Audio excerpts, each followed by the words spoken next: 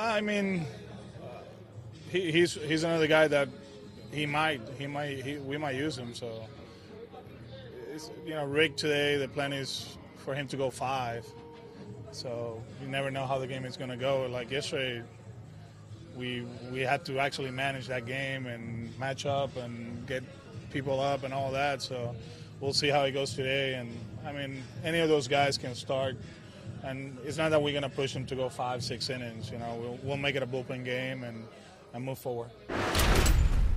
He's doing okay. I was the one that decided not to play him today. I think 2 days he'll play catch, and we'll see if he plays the outfield tomorrow, and then probably play 3 in a row from tomorrow on, and then we'll decide what we do the rest of the week. Nunez is feeling better. As you know, we're going to stay away from him this weekend, but I just saw him. He was doing a few tests, jumping and moving around, so the goal is for him to play in the next series. We'll try to use him this week with traffic and see how that goes. Obviously, he's down probably for this series. We're not going to use him, but when we get home, there's a situation that we feel we can use him with traffic. We'll get him going and put him there to see how he looks. All 3 are really good. I think Christian has, the whole 3. I think Christian has more experience, throughout the years. But like you saw the other day, we pinch run for Christian, and we put Sandy there, and he's framing pitches. That's impressive. And Blake caught him early in the season, and that was the first time Blake caught this season. So we're comfortable with them, So they're all good. They're all good.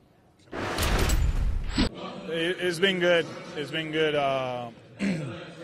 He's always talking to players. The other day, in New York, I walked into the cage and he's talking to Mitch.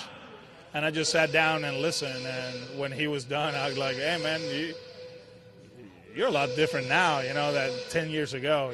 Now he's mature, and not the loud kid that I play with. And it seems like everything he was saying to Mitch, it made sense. He's been huge. He's been huge. He can play the outfield. He can play everywhere in the infield. He's playing first base today because we want him to get repetitions. We know Mitch can play first base, so he needs the repetitions at first base. But I think offensively, he's been amazing, and it's been the whole season.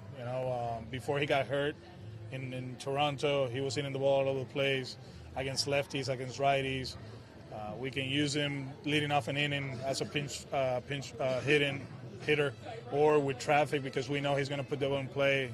He's been good. He's been really good. He's been more aggressive. You see him swinging at the first pitch. He's been able to pull the ball with power. It's one of those, like we talk about Mookie, the homers, they come in bunches. So I guess with him, that's the way it is. But there's a lot of confidence. With him, it's very simple, his approach. And he's so disciplined, he stays in the strike zone. But actually, now that when he gets a pitch in the zone, he's swinging hard, hitting in the air too. I did my search earlier today because I knew somebody was going to ask me about that and what we did last year. I think we did that in Houston. It was 11 here. 11, yeah. So yeah, we did that. That's hard because well, them, yeah, whatever. But in Houston, we did the same thing. We went with 11, and I read also in the article AJ was saying that. Who was it? That Lance and Charlie were going to be in the bullpen the first 2 days, and Game 3 will decide. So we'll leave it at that, or Game 4, I think. In the NFL, they have the Offensive Player of the Year and the MVP. That's a pretty good way to do it. Yeah, I think we should do it in the big leagues.